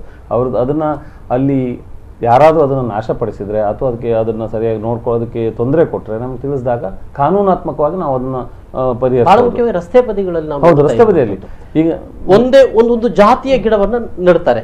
ನಾನು ಈಗ KPT ಇಂದ KPT ಸರ್ಕಲ್ ವಿಮಾನ ನಿಲ್ದಾಣ ರಸ್ತೆಯಲ್ಲಿ ನಾನು ಹೇಳುವಂಥದ್ದು ಅಲ್ಲಿ ಮತ್ತು ಕೆಲವೆಡೆಗಳಲ್ಲಿ ಅಂದ್ರೆ ಆ ಒಂದು ಜಾತಿಯ ಆದರೆ ಹೂ ಬಿಡುವಂತ ಒಂದು ಜಾತಿಯ ಹೂವಿನ ಗಿಡವನ್ನು ನೆಟ್ಟಿದ್ದಾರೆ. ಆದರೆ ಸ್ವಲ್ಪ ದಿನ ಅದರ ಏನೋ ಒಂದು ಮೇಂಟೆನೆನ್ಸ್ ಆಗ್ತದೆ, ಮತ್ತೆ ಅದನ್ನು ಮಾಡ್ಲಿಕ್ಕೆ ಆಗದಂತ ಪರಿಸ್ಥಿತಿ ಬರ್ತದೆ. ವೇಸ್ಟ್ ಅಲ್ವೇ ಇದು ಮಾಡಿ, ಗಿಡಗಳು ಮತ್ತೆ ಸತ್ತು ಹೋಗ್ತದೆ, ಮತ್ತೆ ಉಳಿದವರಿಗೂ ಕೂಡ ವಾಹನಗಳಿಗೂ ಕೂಡ ಕಾಳಜಿ ಇಲ್ಲದಂತ ಪರಿಸ್ಥಿತಿ. ಏನು ಹೇಳ್ತೀರಿ ಹೊಳ್ರೆ? ನೋಡಿ, ಮೊನ್ನೆ ನಾವೊಂದು ಹಾಲಕ್ಕಿ ಸುಗ್ಗಿ ಹಬ್ಬ ಅಂತ ನಮ್ಮ ಹಳಿಯಾಳದಲ್ಲಿ ಅವರೊಂದು ಹಾಲಕ್ಕಿ ಸುಗ್ಗಿ ಹಬ್ಬ ಅಂತ ನಾನು ಹೋಗಿದ್ದೆ ಅಲ್ಲಿಗೆ. ನೋಡಿ, ಅವರೊಂದು ಸುಗ್ಗಿ ಹಬ್ಬಕ್ಕೆ 2 ಕೋಲು ಬೇಕು ಅವರಿಗೆ. ಏನು ಮರ ಕಡಿತಾ ಇಲ್ಲ, ಒಂದು ಗೆಲ್ಲು ಕಡಿತಾ ಇದ್ದಾರೆ. ಆ ಗೆಲ್ಲು ಕಡಿಲಿಕ್ಕೆ ಮೊದಲು ಆ ಮರದ ಎದುರು ಕ್ಷಮಾ ಪೂಜೆ ಅಂತ ಮಾಡಿ ಅದಕ್ಕೊಂದು ಪೂಜೆ ಮಾಡಿ 2 ಗಿಡ ನೆಟ್ಟು ಇವರು ಡೋಲಿಗೆ ಕಲ್ಲು ಕಡಿ. ನಾನು ಹೇಳಿದ ಆ ಒಂದು ಬುಡಕಟ್ಟು ಜನಾಂಗದವರಿಗೆ ಬಂದಂತ ಅವೇರ್ನೆಸ್ ನಮ್ಮ ನಗರ ಜನರಿಗೆ ಯಾಕೆ ಬರ್ತಾ ಇಲ್ಲ? ನೋಡಿ, ಇಷ್ಟೆಲ್ಲ ಕಲ್ತವ್ರು ನಾವು, ಅವ್ರೇನು ಕಲ್ತವ್ರಲ್ಲ, ನಾವೆಲ್ಲ ಕಲ್ತವ್ರು, ಎಲ್ಲ ನೋಡಿದವರು, ದಿನನಿತ್ಯ ನೋಡುವರು. ಮತ್ತು ಇನ್ನೊಂದು ನಾನು ಹೇಳಿದೆ ಕೇಳಿದ್ರೆ, ಬಹಳ ದೊಡ್ಡ ಎಲ್ಲಾ ನಗರಗಳಲ್ಲಿ ಇವತ್ತು ನಗರಗಳಲ್ಲಿರುವ ಮರಗಳಿಗೆ ಬಹಳ ದೊಡ್ಡ ಇದು ಕಂಡಕ್ಕಂದ್ರೆ ನಮ್ಮ ಜಾಹೀರಾತು ಸಂಸ್ಥೆಗಳು. ಅವರಿಗೆ ನಿರ್ದಾಕ್ಷಿಣ್ಯವಾಗಿ ಕಡಿದು ಬಿಡ್ತಾರೆ. ಮಾತಾಡಿದ್ರೆ ಘರ್ಷಣೆ ಆಗ್ತದೆ. ಏನ್ ಗೊತ್ತುಂಟ, ನಾವು ಆ ಬೋರ್ಡಿಗೆ ವರ್ಷಕ್ಕೆ ಇಷ್ಟು ಕಟ್ತೇವ್ರಿ, ನಾವು ಇದಕ್ಕೆ ಮಾಡ್ತೇವ್ರಿ, ನಮ್ಗೆ ಪರಿಸರ ಮುಖ್ಯ ಅಲ್ಲ ರೀ. ನೋಡಿ, ಇವರು ಎಜುಕೇಟೆಡ್ ಕಾರ್ಪೊರೇಟ್ ಸಂಸ್ಥೆಗಳು ಇವತ್ತು ಜಾಹೀರಾತಿಗೋಸ್ಕರ ನಾವು ಗೆಲ್ಲು ಕಡಿತೇವೆ, ಮರ ಕಡಿತೇವೆ. ಗಿಡಿ ಮರ ಇವ್ರು ಸರ್ ಹೇಳಿದಾಗೆ ಗೆಲ್ಲು ಕಡಿದ್ರೆ ನಮ್ಗೇನು ನಮ್ದು ಅಬ್ಜೆಕ್ಷನ್ ಇಲ್ಲ. ಇವರು ಮರವನ್ನೇ ಕಡಿದು ಬಿಟ್ರೆ ನಾಳೆ ನಡುವರು ಇವರೆಲ್ಲ ನಡುವ ಜವಾಬ್ದಾರಿ ಎಲ್ಲೂ ಕೂಡ ಅದನ್ನು ಸೈಂಟಿಫಿಕ್ ಆಗಿ ಕಡಿಬೇಕು. ಅದನ್ನು ಸೀಸನ್ ಇದೆ, ಅದು ಮಳೆಗಾಲದಲ್ಲೆಲ್ಲ ಕಡಿಯೋದಲ್ಲ. ಅದು ಮಳೆಗಾಲ ಮುಗಿದಂತ ಒಂದೇ ಅಕ್ಟೋಬರ್ ಅಲ್ಲಿ ಅಥವಾ ಮಳೆಗಾಲಕ್ಕಿಂತ ಕೆಲವೇ ತಿಂಗಳು ನಾರ್ಮಲಿ ಕಡಿಯೋದು ಅಕ್ಟೋಬರ್ ನವೆಂಬರ್. ಈ ಬಗ್ಗೆ ನಿರ್ದೇಶನ ಇದೆಯಾ? ಕಡಿಯುವಂತ ಸಂದರ್ಭಗಳು, ಮಳೆ ವಿಪರೀತ ಮಳೆ ಬಂದಾಗ ಅನಿವಾರ್ಯ ಮರ ಬಿದ್ದಿರ್ತದೆ ಅಥವಾ ಗಿಡಗಳನ್ನು ತೆಗಿಲೇಬೇಕು, ಅಥವಾ ತಂತಿಗಳು ತಗಲಿ ಸಿಡಿಲು ಬಂದ ಸಂದರ್ಭದಲ್ಲಿ ಅನಿವಾರ್ಯ, ಅದು ಬೇರೆ. ಮಕ್ಕಳಿಗೆಲ್ಲ ಹೋಗಿದ್ರೆ ಕರೆಂಟ್ ಆಗಿ ಶಾಕ್ ಆಗಿ ತೊಂದರೆ ಎಲ್ಲ ಆಗೋ ಚಾನ್ಸಸ್ ಉಂಟು. ಅದನ್ನು ಅವರು ಕಡಿಯೋದ್ರಲ್ಲಿ ಇದೆ. ಆದರೆ ಯಾವುದೇ ಮರ ಕಡಿಯೋದಾದ್ರೆ ಅದಕ್ಕೊಂದು ಸೈಂಟಿಫಿಕ್ ಯಾವ ತರ ಕಡಿಬೇಕಂತ ಇದೆ. ಹೋಗಿ ಮರ್ಸಿಲೆಸ್ ಆಗಿ ಕಡಿಬೇಕಂತ ಏನಿಲ್ಲ. ಒಂದು ಮರ ಬಿಟ್ಟಾಗ ಬೆಳೆದಾಗ ಅವರು ತಂತಿಗೆ ಏನ್ ಬರ್ತದೆ ಆ ಪೋರ್ಷನ್ ಅಷ್ಟೇ ಕಡಿದ್ರೆ ಆ ಮರ ಅದಕ್ಕೆ ತಕ್ಕಂಗೆ ಬೆಂಡ್ ಆಗಿ ಮರ ಬೆಳೆದಿದ್ದು ಉಂಟು, ಬೆಳಿತವೆ. ಅದಕ್ಕೆ ಅದ್ರ ತಕ್ಕಂಗೆ ಅದು ಅಡ್ಜಸ್ಟ್ ಆಗ್ತದೆ. ಒಂದು ಮರ್ಸಿಲೆಸ್ ಆಗಿ ಕಟ್ ಮಾಡೋದು ಅಗತ್ಯನೂ ಇಲ್ಲ ಅವರು. ಮತ್ತೆ ಏನ್ ಮರಗಳು ಕಟ್ ಮಾಡೋದಿದ್ರು ಬೈ ನವೆಂಬರ್ ಡಿಸೆಂಬರ್ ಒಳಗಡೆ ಮುಗಿಸ್ಬಿಟ್ರೆ ಕಡಿಬಹುದು. ಅದು ಮತ್ತೆ ಮಳೆಗಾಲದಲ್ಲಿ ಕಡಿಯಂತ ಅಗತ್ಯ ಇರಲ್ಲ, ಒಟ್ರಾಶಿ ಕಡಿಯಿಂದ. ಆಮೇಲೆ ಡಿಪಾರ್ಟ್ಮೆಂಟ್ ಅನ್ನು ಅವರು ಸ್ವಲ್ಪ ಒಟ್ರಾಶಿ ಕಡಿಯಂತ ಅಗತ್ಯಗಳೇ ಇಲ್ಲ. ನಾವು ಈಗಾಗಲೇ ಅವ್ರ ಜೊತೆ ಅವೆಲ್ಲ ಹೇಳ್ತಾ ಇರ್ತೀವಿ, ಮಾತಾಡ್ತೀವಿ, ಸ್ವಲ್ಪ ಆಫೀಸರ್ಸ್ ಹತ್ರ ಹೇಳ್ತಾ ಇರ್ತೀವಿ. ಅವ್ರ ಜನಗಳು ಹೋಗೋದಲ್ಲ, ನಾರ್ಮಲಿ ಹೋಗೋದು ಅವರ ಲೇಬರ್ ಇವರೆಲ್ಲ ಹೋಗ್ತಾರೆ, ಸ್ವಲ್ಪ ಹೇಳಿದ್ವಿ. ಎಸ್, ಅಂದ್ರೆ ಹೋಲ್ಡರ್ ಮಾತಾಡ್ತಾ ಇದ್ರೆ ಅಂದ್ರೆ ಇಲ್ಲಿ ಹೋರ್ಡಿಂಗ್ಸ್ಗಳಾಗಿರಲಿ ಮತ್ತೆ ಬೇರೆ ಬೇರೆ ಕಾರಣಗಳಿಗಾಗಿ ಮರಗಳನ್ನು ಕಡಿಯುವಂಥ ಸಂದರ್ಭಗಳಲ್ಲಿ ಮತ್ತೆ ಆ ಮರ ಬೆಳೀಲಿಕ್ಕೆ ಸಾಧ್ಯ ಆಗದಂಥ ಪರಿಸ್ಥಿತಿಗಳು ಕೂಡ ಬರುವಂಥದ್ದು. ಸೊ ಇಂಥ ಸಂದರ್ಭದಲ್ಲಿ ನಗರದಲ್ಲಿ ಒಂದು ಮರ ಅಥವಾ ಗಿಡ ನೆಟ್ಟು ಇಂಥ ಮರವನ್ನು ಬೆಳೆಸುವುದು ಅನ್ನೋದ್ರ ಬಗ್ಗೆ ಒಂದು ಪಕ್ಕ ಒಂದು ಪರಿಜ್ಞಾನ ಬೇಕಾಗಿದೆ ಅಂತ ಅನ್ನುವಂಥದ್ದು. ಏನಂತ ಹೇಳಿದ್ರೆ ನೋಡಿ, ಶಾಲಾ ಶಿಕ್ಷಣ ಸಂಸ್ಥೆಗಳಲ್ಲಿ ಕೆಲವು ಮಾಸ್ಟರ್ ಟೀಚರ್ಸ್ನವರಿಗೆ ಆ ಮರ ಏನು, ಅದರ ಅಗತ್ಯ ಏನು, ಅದರ ಮಹತ್ವ ಏನು ಅಂತ ಗೊತ್ತಿಲ್ಲ. ಯಾರೋ ತಂದು ಕೊಟ್ಟರು ಅಂತ ಶಾಲೆ ಕಾಂಪೌಂಡ್ ನಡ್ತಾರೆ. ಮಕ್ಕಳಿಗೆ ನಾವೀಗ ಸಹ್ಯಾದ್ರಿ ಸಂಚಯದಿಂದ ಪಶ್ಚಿಮ ಘಟ್ಟ ಸುರಕ್ಷತಾ ಅಭಿಯಾನ ಅಂತ ಮಾಡ್ತಾರೆ. ಕಾಲೇಜ್ ಸ್ಟೂಡೆಂಟ್ಸ್ನವರಿಗೆ ವೆಸ್ಟರ್ನ್ ಘಾಟ್ಸ್ಗೆ ಕರ್ಕೊಂಡು ಹೋಗುದು. ಬರೀ ಚಾರಣ ಅಲ್ಲ, ಅದೊಂದು ಅಧ್ಯಯನ ಚಾರಣ. ಅಲ್ಲಿಯೇ ಮರಗಿಡಗಳು, ಅಲ್ಲಿಯೇ ವೈಲ್ಡ್ ಲೈಫು, ಅಲ್ಲಿಯೇ ನದಿ ಮೂಲ, ಅಲ್ಲಿಯೇ ಮಳೆಕಾಡು, ಇದರ ಬಗ್ಗೆ ನಾವು ನೋಡಿ ಆ ಒಂದು ಸಂಪರ್ಕವನ್ನು ಇಟ್ಟುಕೊಂಡ್ರೆ ಗಿಡ ಮರಗಳೊಟ್ಟಿಗೆ. ನಾನು ಹೇಳೋದು ನೋಡಿ, ಮಂಗಳೂರಲ್ಲಿ ಏನೋ ಹೇಳಿದ್ರೆ ಏನಿಲ್ಲದ್ರು ಸಿಟಿ ಸೆಂಟರ್, ಆ ಕಾಂಪ್ಲೆಕ್ಸ್ ಈ ಕಾಂಪ್ಲೆಕ್ಸ್ ನೋಡಿ, ಮಕ್ಕಳಿಗೆ ಆ ಕಾಂಕ್ರೀಟ್ ಕಾಡೇ ಸತ್ಯ ಅಂತ ಕಾಣ್ತಾ ಇದೆ. ಒಂದು ಹಳ್ಳಿಗೆ ಹೋಗಲಿ, ಒಂದು ಗದ್ದೆ ಬದಿಗೆ ಹೋಗಲಿ, ಒಂದು ನೀರಿನ ಬದಿಗೆ ಹೋಗಲಿ, ಕಾಡಿನ ಬದಿಗೆ ಹೋಗಲಿ, ಆ ಗಿಡ ಮರಗಳ ಒಡನಾಟ ಮತ್ತು ಸಂಬಂಧ ಬೆಳೀಲಿಕ್ಕೆ ನಾವು ಅವಕಾಶ ಮಾಡಿಕೊಡಬೇಕು.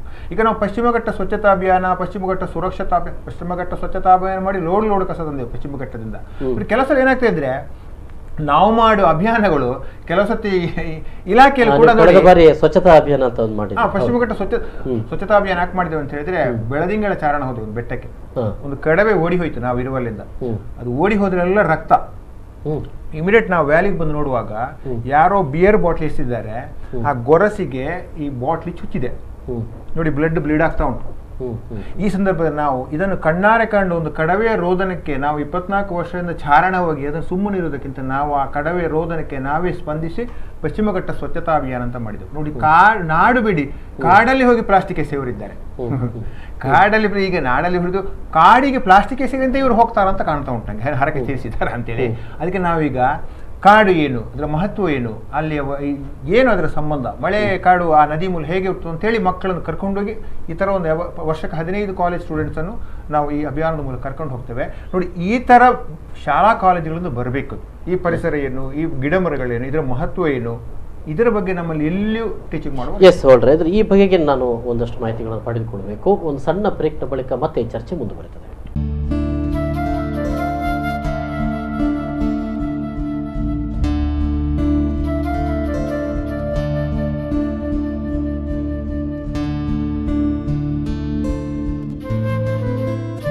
ಮತ್ತೊಮ್ಮೆ ಸ್ವಾಗತ ವೀಕ್ಷಕರೇ. ಸರ್, ಚಾರಣದ ಬಗ್ಗೆ ಹೇಳಿದ್ರು. ಮಕ್ಕಳಿಗೆ ಅಥವಾ ಯುವಕರಿಗೆ ಆ ಚಾರಣದ ಬಗ್ಗೆ ಜಾಗೃತಿ ಮೂಡಬೇಕಾದ್ರೆ ಬಹಳ ಅಗತ್ಯ. ಇಲ್ಲಿ ಏನಾದರೂ ಒಂದು ಪಕ್ಕ ಇಲಾಖೆ ವತಿಯಿಂದ ಇಂಥದ್ದೇ ನಿರ್ದೇಶನಗಳೇನಾದರೂ ಇವ ಚಾರಣಕ್ಕೆ ಹೋಗುವವರಿಗೆ ಹೇಗೆ? ಇಲ್ಲ, ಮೊದಲು ಈ ಚಾರಣ ಅಂತ ಹೇಳಿದ್ರೆ ನಮ್ಮ ಹೊಳ್ಳವ್ರ ಥರ ತುಂಬ ಅರಣ್ಯದ ಬಗ್ಗೆ ಆಸಕ್ತಿ ಇರುವವರು ಅಲ್ಲಿ ತಿಳ್ಕೊಳ್ಳಿಕ್ಕೆ ಹೋಗ್ತಿದ್ರು. ಇತ್ತೀಚಿನ ದಿನಗಳದೊಂದು ಶೋ ಆಯಿತು. ಅಂದ್ರೆ ಅಲ್ಲಿ ಮೋಜು ಮಸ್ತ್ ಹೇಳಿದ್ರು ಅವ್ರಾಗ. ಅಲ್ಲಿ ಒಂದು ಕಡವೆ ಕಾಲಿಗೆ ಬೀರ್ ಬಾಟ್ಲು ಒಡೆದು ರಕ್ತ ಹೋಗ್ತಿತ್ತು ಅಂತ. ಆಮೇಲೆ ಹೋಗುವಾಗ ಇನ್ನು ಈ ಥರ ಬೀರ್ ಬಾಟ್ಲು ತೊಗೊಂಡು ಹೋಗೋದು, ಪಾನು ಗುಟ್ಕಾ ತಿಂದು ಅಲ್ಲಿ ಪ್ಲಾಸ್ಟಿಕ್ ಎಸೆಯೋದು, ಈ ಥರದ. ಅಂದರೆ ನಾನು ಹೇಳೋದು 90% ಜನ ಒಳ್ಳೆಯವರು, ಒಳ್ಳೆ ಉದ್ದೇಶ. ನಗರದಲ್ಲಿ ಮಾತ್ರ ಅಂತ ಇಟ್ಕೊಂಡ್ರೆ ಕಾಡಿನಿಂದ ಹರಿದು ಬರುವ ನೀರಿನಲ್ಲೂ ಕೂಡ ಈ ಪ್ಲಾಸ್ಟಿಕ್ಗಳು ಇರ್ತವೆ. ಅಲ್ಲಿ ಕಾರಣ ಅಂತ ಹೇಳಿದ್ರೆ 90 ಜನ ಅದ್ರ ಒಳ್ಳೆ ಉದ್ದೇಶಕ್ಕೆ ಹೋಗುದಿದೆ, 10% ಜನ ಈ ಥರ ಶುರು ಮಾಡಿದರು. ಇದೇನಾಗ್ತದೆ, ಸರ್ಕಾರಗಳು ಯೋಚನೆ ಮಾಡೋದೇನು, ಕೆಟ್ಟದ್ದು ಬಂದಾಗ ಭಾಳ ಬೇಗ ಯೋಚನೆ ಮಾಡ್ತೇವೆ ನಾವು, ಇದನ್ನು ನಿಲ್ಲಿಸ್ಬಿಡುವ ಅಂತ. ಯಾಕಂದ್ರೆ ಅರಣ್ಯ ಇಲಾಖೆ ಪೊಲೀಸ್ ಇಲಾಖೆ ತರ ಒಂದು ಸಾವಿರಾರು ಜನ ಸಿಬ್ಬಂದಿಗಳು ಇರುವ ಇಲಾಖೆ, ಇದು ಸಣ್ಣ ಇಲಾಖೆ. ಒಟ್ಟಾರೆ ಇಡೀ ರಾಜ್ಯದಲ್ಲಿ ಅರಣ್ಯ ರಕ್ಷಣೆ ಮಾಡ್ಲಿಕ್ಕೆ ಇರುವಂಥದ್ದು 5,000 ರಿಂದ 6,000 ಜನ. ಒಂದು 4,000 ಗಾರ್ಡು, ಒಂದು 2,000 ಫಾರೆಸ್ಟ್, ಒಂದು 500 RF. ಒಂದು ಸಣ್ಣ ಇಲಾಖೆ ಇದು. ಆದರೆ ನಮ್ಗೇನಾಗ್ತದೆ ಅಂಥ ಸಂದರ್ಭಗಳಲ್ಲಿ, ಈಗ ಮೊನ್ನೆ ಒಮ್ಮೆ ಚಾರಣವನ್ನು ಬ್ಯಾನ್ ಮಾಡಿದ್ರು. ಯಾಕೆ ತಮಿಳ್ನಾಡಲ್ಲಿ ನೀವು ನೋಡಿರ್ಬೇಕು, ಒಂದು ಚಾರಣ ಪ್ಲೇಸಿಗೆ ವಿತೌಟ್ ಪರ್ಮಿಷನ್ ಹೋಗ್ಬಿಟ್ಟು ಅಲ್ಲಿ ಕೆಳಗಡೆ ಬೆಂಕಿ ಬಂದಾಗ ಬೆಂಕಿಯಿಂದ ರಕ್ಷಣೆ ಮಾಡ್ಕೊಳ್ಕಾಗದೆ ಸಾಕಷ್ಟು ಜನ ಅಲ್ಲಿ ಸಾವನ್ನಪ್ಪಿದ್ರು. ಆ ಸಂದರ್ಭದಲ್ಲಿ ಆಯಿತು. ಅದು ಏನಾಗ್ತದೆ, ಒಂದು 5-6 ಜನ ತುಂಬ ಹೆಚ್ಚಿನ ಸಂಖ್ಯೆಯ ಜನ ಸತ್ತಾಗ ಅದು ನ್ಯಾಷನಲ್ ಲೆವೆಲ್ ಇಶ್ಯೂ ಆಗ್ತದೆ. ಅರಣ್ಯ ಪರಿಸರ ಮತ್ತು ಹವಾಮಾನ ಇಲಾಖೆಯಿಂದ ಎಲ್ಲ PCCFಗಳಿಗೆ ಡೈರೆಕ್ಷನ್ ಬರ್ತದೆ, ಏನು ಅದ್ರ ಬಗ್ಗೆ ಕ್ರಮ. ಆ ಸಂದರ್ಭದಲ್ಲಿ ಒಮ್ಮೆ ಸ್ವಲ್ಪ ದಿವಸ ಬ್ಯಾನ್ ಮಾಡಿದರು. ಈ ಬ್ಯಾನ್ ಮಾಡೋಂಥ ಸಂದರ್ಭದಲ್ಲಿ ನಿಜವಾಗ್ಲೂ ಒಳ್ಳೆಯ ಉದ್ದೇಶ, ಒಳ್ಳೆಯ ಒಂದು ಅರಣ್ಯ ಪರಿಸರದ ಬಗ್ಗೆ ಮಕ್ಕಳಿಗೆ ತಿಳುವಳಿಕೆ ಕೊಡುವಂಥ ಚಾರಣಗಳಿಗೆ ಅವ್ರಿಗೆ ತೊಂದರೆ ಆಗ್ತದೆ. ಹೀಗೆ ಒಟ್ಟಾರೆ ನಾನು ಹೇಳ್ಬೇಕಂದ್ರೆ ಎಲ್ಲ ವಿಚಾರದಲ್ಲೂ ಅಷ್ಟೇ, ಈ ಒಂದು 10 ರಿಂದ 20% ಜನ ಏನಿದ್ದಾರೆ ನಮ್ಮ ಜನ, ಅದು ಯಾವುದೇ ಈ ಪರಿಸರದ ಬಗ್ಗೆ ಕಾಳಜಿ ಇಲ್ದಿದ್ದವರು, ಮರಗಿಡಗಳ ಬಗ್ಗೆ ಅರಿವಿಲ್ದಿದ್ದವರು, ಅವರು ಮಾಡುವ ತಪ್ಪಿನಿಂದಾಗಿ ಕೆಲವೊಂದು ಇಲಾಖೆ ಅಥವಾ ಕಾನೂನು ನಾವು ಡಿಸಿಷನ್ ತಗೊಳ್ಳುವಾಗ ಏನಾಗ್ತದೆ, ಸಾರ್ವಜನಿಕರಿಗೆ ಅಥವಾ ನಿಜವಾಗ ಅದರಲ್ಲಿ ಆಸಕ್ತಿ ಇದ್ದವರಿಗೆ ತೊಂದರೆ ಆಗ್ತದೆ. ಬಟ್ ನಾನು ಒಂದು ಹೇಳ್ತೇನೆ, ಚಾರಣಗಳಿಂದ ನಮ್ಮ ಕಾಡಿಗೆ ಏನು ತೊಂದರೆ ಆಗೋದಿಲ್ಲ. ಚಾರಣಗಳಿಂದ, ಬುಡಕಟ್ಟು ಜನಗಳಿಂದ, ಅವರಿಂದ ಇವತ್ತು ಕಾಡು ಉಳಿದಿದೆ. ನಮಗೆ ನಾವೆಲ್ಲ ಇಲಾಖೆಯ, ಈಗ ನಾನು ಇವತ್ತು ನಾನು ಇಲ್ಲಿದ್ದೇನೆ, ಇವರು ಲೋಬಸ್ ಅವರು ಕಳಸ, ಚಿಕ್ಕಮಗಳೂರು, ನಾನು ಹೆಬ್ರಿ, ಪುತ್ತೂರು, ಮೂಡುಬಿದ್ರೆ, ಆಮೇಲೆ ಇಂಥ ಪ್ರದೇಶದಲ್ಲಿ ನಾವು ಕೆಲಸ, ಶಂಕರನಾರಾಯಣ, ನಾವೆಲ್ಲ ಪಶ್ಚಿಮ ಘಟ್ಟ ತಪ್ಪಲಲ್ಲಿ ಕೆಲಸ ಮಾಡಿದವರು. ನಮಗೆ ಅಲ್ಲಿಯ ಒಂದು ಹಳ್ಳಿಯ ಜನರ ಸಂಪರ್ಕ ಗೊತ್ತು, ಬುಡಕಟ್ಟು ಜನರು ಗೊತ್ತು. ಅವರೆಲ್ಲ ಸಪೋರ್ಟಿಂದ ಇಲಾಖೆ ನಮಗೆ, ಅವರು ಸಹಕಾರದಿಂದ ನಾವು ಇಲಾಖೆಯಲ್ಲಿ ಕೆಲಸ ಮಾಡ್ಕೊಂಡು ಹೋಗ್ತಾ ಇದ್ವಿ. ಬಟ್ ನಮ್ಮ ಅನ್ಫಾರ್ಚುನೇಟ್ ಅಂದರೆ ಅಲ್ಲಿಂದ ಕಲಿತು ಸಿಟಿಗೆ ಬಂದು ಓದಿ ನಾವೇನಾಗಿದ್ದೇವೆ, ಪಾಶ್ಚಾತ್ಯ ರಾಷ್ಟ್ರಗಳ ಒಂದು ಇದರಿಂದಾಗಿ ನಮಗೆ ಮರಗಿಡಗಳು ಬೇಡ, ನಮಗೆ ಇಲ್ಲಿ ಫ್ಲ್ಯಾಟ್ ಜೀವನ, ನಮಗೆ ಮರಗಿಡ ಬಗ್ಗೆ ಆಸಕ್ತಿ ಕಮ್ಮಿ ಆಗಿದೆ ನನಗೆ ಅನಿಸ್ತಾ ಇದೆ.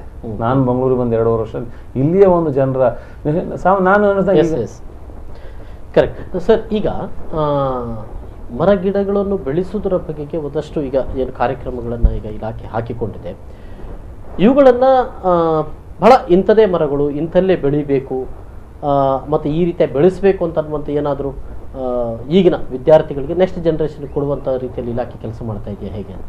ಹೌದು, ಏನು ಮಾಡ್ತಾ ಇದ್ದೀವಿ ಅಂತ ಹೇಳಿದ್ರೆ, ನಾನು ನಿಮಗೆ ನಮ್ಮ ಜಿಲ್ಲೆದ ಉಡುಪಿ ಜಿಲ್ಲೆದ ಒಂದು ಸಣ್ಣ ಉದಾಹರಣೆ ಕೊಡ್ತೀನಿ. ನಾವೇನು ಮಾಡಿದ್ದೀವಿ ಅಂತ ಹೇಳಿದರೆ, ನಮ್ಮ ಉಡುಪಿ ಜಿಲ್ಲೆಯಲ್ಲಿ ಈ ಸರಿ ನರ್ಸರಿಗಳಲ್ಲಿ ಸುಮಾರು 8,20,000 ನರ್ಸರಿಗಳನ್ನು ಬೆಳೆಸಿದ್ದೀವಿ. ಅದರಲ್ಲಿ ನಮ್ಮ ಇಲಾಖೆ ಪರವಾಗಿ ನಾವೇ ನಮ್ಮ ಸಿಬ್ಬಂದಿಗಳು ಮತ್ತು ನಮ್ಮ ಕಾಂಟ್ರಾಕ್ಟರ್ ಮುಖಾಂತರನೇ ಸುಮಾರು 6,70,000 ಗಿಡಗಳನ್ನು ನಾವು ನಮ್ಮ ಇಲಾಖೆಯಿಂದ ನೆಡ್ತಾಯಿದ್ದೀವಿ. ಸುಮಾರು ಪಬ್ಲಿಕ್ಸಿಗೋಸ್ಕರ ಸುಮಾರು 1.5 ಲಕ್ಷ ಗಿಡಗಳನ್ನು ನಾವು ಸಾರ್ವಜನಿಕರಿಗೆ, ರೈತರಿಗೆಲ್ಲ ಕೊಡ್ತಾ ಇದ್ದೀವಿ. ಅದು ಕಡಿಮೆ ದರ, ₹1 ಮತ್ತು ₹3, ಸ್ವಲ್ಪ ದೊಡ್ಡ ಸಸಿ ಆದರೆ ₹3. ಇದನ್ನು ನಾವು ಇಲಾಖೆದ ಒಂದು ಯೋಜನೆ. ಆಮೇಲೆ ರೈತರು ಏನು ಬೆಳೆಸ್ತಾರೆ ಅವರ ಫಾರ್ಮಲ್ಲಿ ಅಥವಾ ಅವರ ಸ್ವಂತ ಜಾಗಗಳಲ್ಲಿ ಏನೇನಿರ್ತಾರೆ, ಅದಕ್ಕೆ ಅರಣ್ಯ ಇಲಾಖೆಯಿಂದ ಒಂದು ಕೃಷಿ ಅರಣ್ಯ ಪ್ರೋತ್ಸಾಹ ಯೋಜನೆ ಅಂತ ಇದೆ. ಸುಮಾರು ಅದಕ್ಕೆ ಒಂದು ಗಿಡಗಳಿಗೆ ಅವರು ಮೊದಲನೇ ವರ್ಷ ಅದನ್ನು ಉಳಿಸಿ ಬೆಳೆಸಿದರೆ ಅದು ₹30, ಎರಡನೇ ವರ್ಷ ₹30, ಮೂರನೇ ವರ್ಷ ₹40 ಅಂತೇಳಿ ಒಂದು ಗಿಡಕ್ಕೆ ₹100 ತನಕ 3 ಹಂತದಲ್ಲಿ ನಾವು ದುಡ್ಡನ್ನು ಕೊಡ್ತಾ ಇದ್ದೀವಿ. ಇದು ಪಟ್ಟ ಲ್ಯಾಂಡು ಅಥವಾ ಅವರಿದ್ದಕ್ಕೆ. ಅವರು ಬಂದಾಗ ಸಾಮಾನ್ಯ ರೈತರಿಗಾದರೆ ಗೊತ್ತಾಗ್ಬಿಡ್ತದೆ, ನಮ್ಮ ಜಾಗದಲ್ಲಿ ನನಗೇನು ಬೇಕು ಅಂತ ಗೊತ್ತಾಗ್ತದೆ. ನಾವು ಅಂತ ತಕ್ಕಂಗೆ ಅದ್ರ ಏನು ಡಿಮ್ಯಾಂಡ್ ಇದೆ ಅದ್ರ ತಕ್ಕಂಗೆ ನಾವು ನರ್ಸರಿ 1 ವರ್ಷ, ಯಾಕಂದರೆ ನರ್ಸರಿ ಇವತ್ತು ಬೇಕು ನಾಳೆ ಆಗೋದಿಲ್ಲ, ಸುಮಾರು ಒಂದು 6 ತಿಂಗಳು, 1 ವರ್ಷ ಮುಂಚೆ ನಾವು ನರ್ಸರಿ ಬೆಳೆಸೋದು. ಸೊ ನಮಗೆ ಡಿಮ್ಯಾಂಡ್ ಗೊತ್ತಿರ್ತದೆ, ಅದೇ ಥರ ನಾವು ಸಪ್ಲೈ ನರ್ಸರಿಗಳಲ್ಲಿ ಬೆಳೆಸಿ ಜನಗಳಿಗೆ ಕೊಡ್ತೀವಿ ನಾವು, ಅದೇ ಥರ ಡಿಮ್ಯಾಂಡ್ ಇರ್ತದೆ. ಸಿಟಿಗಳಲ್ಲಿ ಬೆಳೆಸೋತ್ತಿಗೆ ಏನಾಗ್ತದೆ, ನಾವು ನಾರ್ಮಲ್ಲಿ ಸಿಟಿಗಳಲ್ಲಿ ಏನಾಗ್ತದೆ, ಇಟ್ ಡಿಪೆಂಡ್ಸ್ ನಮಗೆ ಯಾವ ರಸ್ತೆಗಳಿಗೆ ಎಲ್ಲಿಗೆ ಯಾವ್ಯಾವ ಥರ ಗಿಡ ಬೇಕು ಅಂತ. ಸಿಟಿಗಳಲ್ಲಿ ಏನಾಗ್ತದೆ, ನೀವು ಒಂದು ಅಗಲ ರಸ್ತೆ ಕಮ್ಮಿ ಇದೆ ಅಂತ ಹೇಳಿದರೆ ಅದಕ್ಕೆ ಗಿಡಗಳನ್ನು ನಾವು ಸೆಲೆಕ್ಟ್ ಮಾಡೋದಕ್ಕೆ ಸ್ವಲ್ಪ ಸಣ್ಣ ಗಿಡಗಳನ್ನು ಸೆಲೆಕ್ಟ್ ಮಾಡ್ಬೋದು. ಈ ರಂಜ ಅಂತನೋ ಅಥವಾ ಸಣ್ಣ ಹೊಳೆದಾಸವಾಳ ಈ ಥರ ಸಣ್ಣದು ಗಿಡ. ಸ್ವಲ್ಪ ಹೈವೇ ಹೋದಾಗ ನಾವು ಸ್ವಲ್ಪ ದೊಡ್ಡ ಗಿಡ ಈ ಥರ ಎಲ್ಲ ನಾವು ಬೆಳೆಸ್ತೀವಿ, ಅಂದರೆ ದೊಡ್ಡ ಮರ ಆಗುತ್ತದು. ಯಾಕಂದರೆ ಹೈವೇ ಹೋಗ್ತಾ ಇದ್ರೆ ನಿಮಗೆ ಎದುರುಗಡೆ ಸೂರ್ಯನ ಕಿರಣ ಬೀಳಬಾರ್ದಂತ ಇದೆ. ಸಿಟಿ ಒಳಗಡೆ ನಿಮಗೆ ರಸ್ತೆ ತಕ್ಕಂಗೆ ಮಾಡ್ಬೋದು, ಅಥವಾ ಅದೊಂದು ಆಯಾ ಡಿಸೈನ್ಸಲ್ಲಿ ಇದೆ. ನಾವೊಂದು ಯಾವ ದೇವಸ್ಥಾನಕ್ಕೆ ಹೋಗ್ತಾ ಇದ್ದೇನೆ, ನೀವು ನಾಗಲಿಂಗ ಪುಷ್ಪ ಅಥವಾ ಒಂದು ಸಂಪಿಗೆ ಈ ಥರ ಎಲ್ಲ ನಾವು ಡಿಸೈನ್. ಈ ಸಂದರ್ಭದಲ್ಲಿ ಈ ಊರಲ್ಲಿ ಇಲ್ಲದಂತ ಮರಗಳು ಗಿಡಗಳು ಒಂದಷ್ಟು ಬಂದು ಬಿಟ್ಟಿದ್ದಾವೆ. ಹೌದು, ನೋಡದೇ ಇರುವಂತಹ. ಹೌದು, ಅದು ಏನಾಗ್ತದೆ, ಸಿಟಿಗೆ ನಾರ್ಮಲಿ ಅದನ್ನು ಹಾಕ್ತೀವಿ ಯಾಕಂತ ಹೇಳಿದ್ರೆ ಒಂದು ಎಸ್ಥೆಟಿಕ್ ಬ್ಯೂಟಿ ಅಂತಾರೆ ಅದಕ್ಕೆ. ಈ ನಗರದ ಸೌಂದರ್ಯಕ್ಕೆ ಸ್ವಲ್ಪ ಬೇಕು ಅಂತ ಹೇಳಿ, ಅಂದರೆ ಅದು ಎಲ್ಲ ಕಡೆ ಇದೆ. ಯಾಕಂದರೆ ಅದು ಸಾಮಾನ್ಯವಾಗಿ ಒಂದೇ ಥರ ಹೂ, ಒಂದೇ ಥರ ಜಾತಿ ನೋಡೋಕ್ಕೆ ಒಂಥರ ಚೆನ್ನಾಗಿ ಕಾಣ್ತದೆ. ಅದು ಎಸ್ಥೆಟಿಕ್ ಬ್ಯೂಟಿಗೋಸ್ಕರ ಮಂಗಳೂರು ಸಿಟಿ, ಉಡುಪಿ ಸಿಟಿಗಳಲ್ಲೆಲ್ಲ ಮಾಡ್ತೀವಿ, ಅಥವಾ ಬೆಂಗಳೂರು ಸಿಟಿಗಳಲ್ಲಿ ನಾವು ನೋಡ್ತೀವಿ ಅದು ಫ್ಲವರಿಂಗ್ ಸಿಟಿಗಳು. ಅದು ಅರಣ್ಯ ಪ್ರದೇಶ ಅಥವಾ ಒಳಗಡೆ ಹೋದರೆ ಅದನ್ನು ಮಾಡಲ್ಲ. ನಾವು ನೇಟಿವ್ ಸ್ಪೀಸೀಸು, ಲೋಕಲ್ ಸ್ಪೀಸೀಸು, ಇಲ್ಲಿ ಬರೋಂಥ ಜಾತಿಗಳನ್ನೇ ನಾವು ಅವರಿಗೆ ರೆಕಮೆಂಡ್ ಮಾಡ್ತೀವಿ. ಯಾಕಂದರೆ ಇದನ್ನು ಬೆಳೆಸೋದು ಗಿಳಿಸೋದು ಅಷ್ಟು ಸುಲಭ ಇರಲ್ಲ. ಅದಾದರೆ ಅದ್ರ ಪಾಡಿಗೆ ಅದು ಬೆಳೀತದೆ, ಒಂದು ಸ್ವಲ್ಪ ನೀರು ಏನೇನಾಗುತ್ತೆ. ಎಸ್ ಎಸ್ ಸರ್, ಹೊಳ್ರೆ ಅಭಿವೃದ್ಧಿ ಒಂದು ಕಡೆಯಲ್ಲಿ ಆಗ್ತಾ ಇದೆ, ಅದರ ಜೊತೆಗೆ ಮರ ಗಿಡಗಳು ಅದಕ್ಕೆ ಬಲಿ ಆಗ್ತಾ ಇದ್ದಾವೆ. ಅದರ ಫುಲ್ಫಿಲ್ನೆಸ್ ಎಷ್ಟು ಆಗ್ತಾ ಇದೆಯೋ ಇಲ್ವೋ ಅನ್ನೋದು ಬೇರೆ ಪ್ರಶ್ನೆ.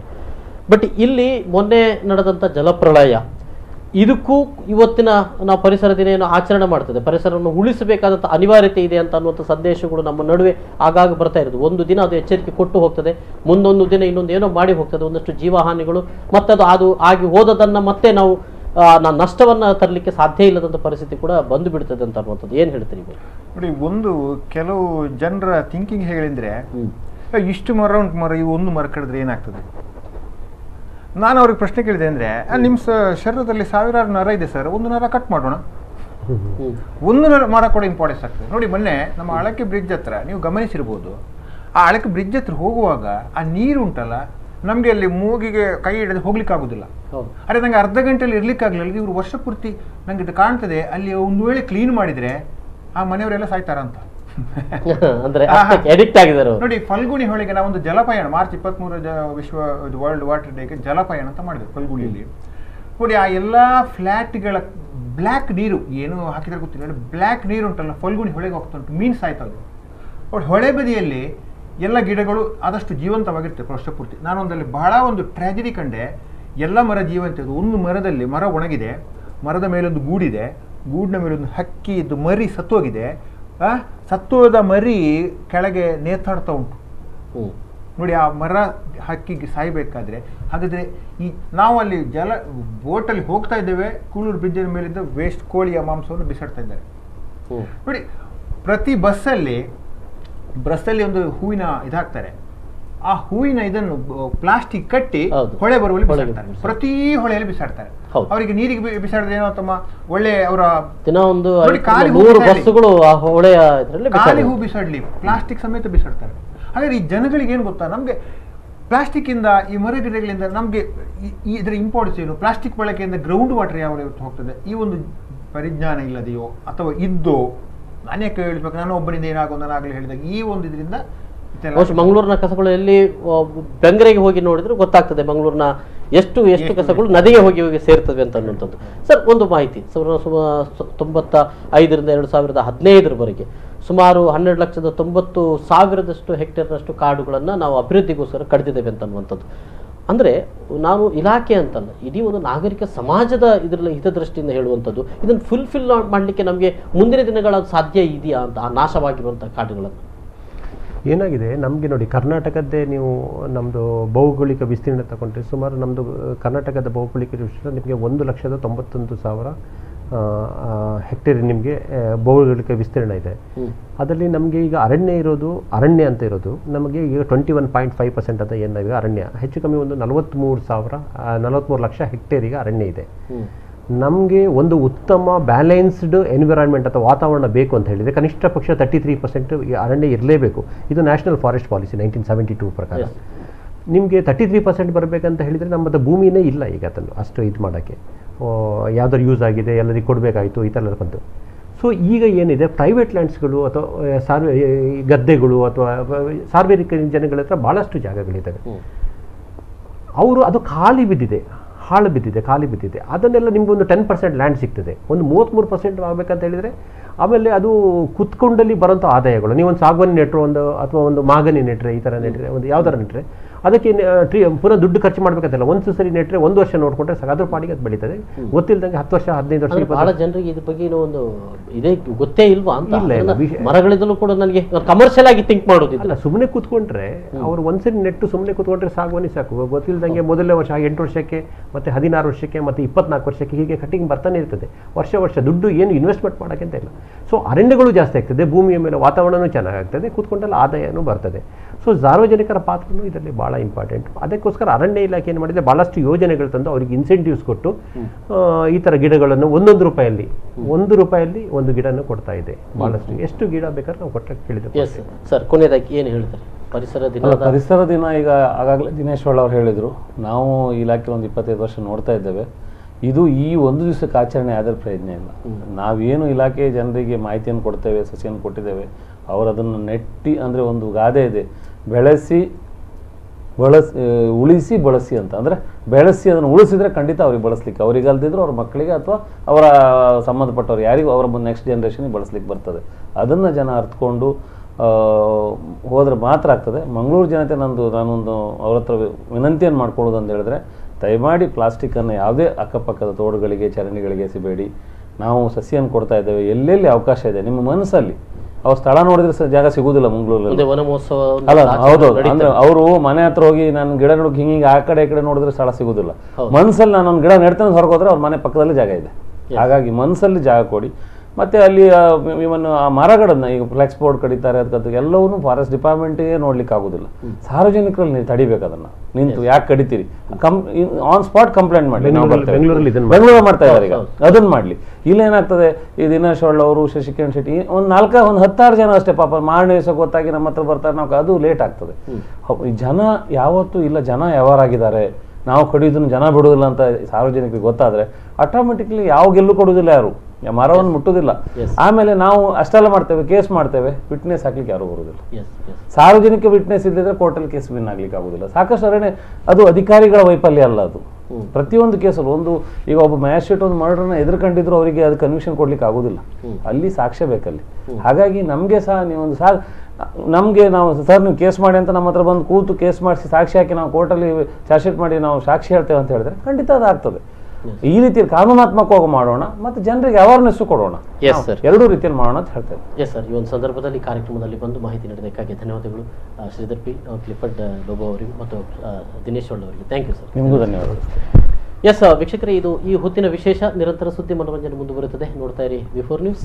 ನಮಸ್ಕಾರ.